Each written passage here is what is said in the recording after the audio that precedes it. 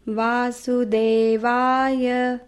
ॐ नमो भगवते वासुदेवाय। ॐ नमो भगवते वासुदेवाय। ॐ नमो भगवते वासुदेवाय। ॐ नमो भगवते वासुदेवाय।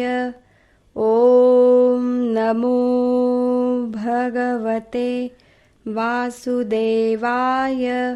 ॐ नमो भगवते वासुदेवाय।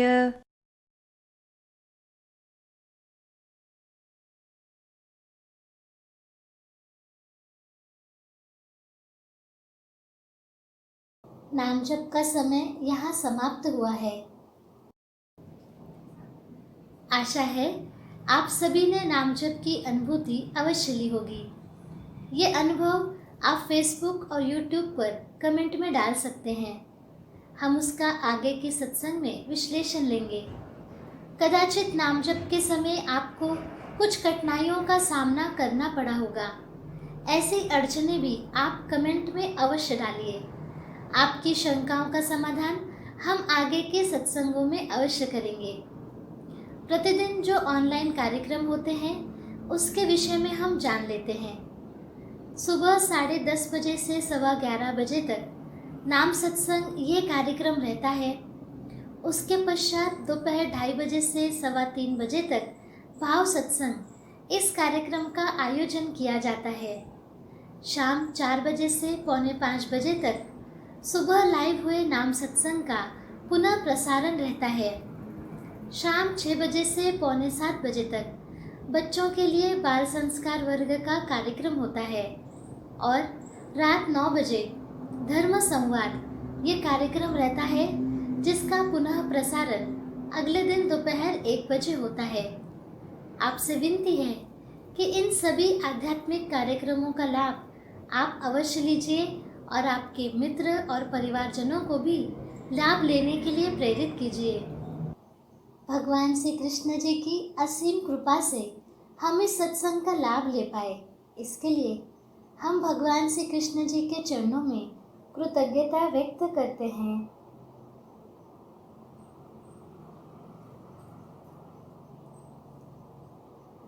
आज का ये नाम जप सत्संग यही संपन्न होता है, ऐसा मैं घोषित करती हूँ।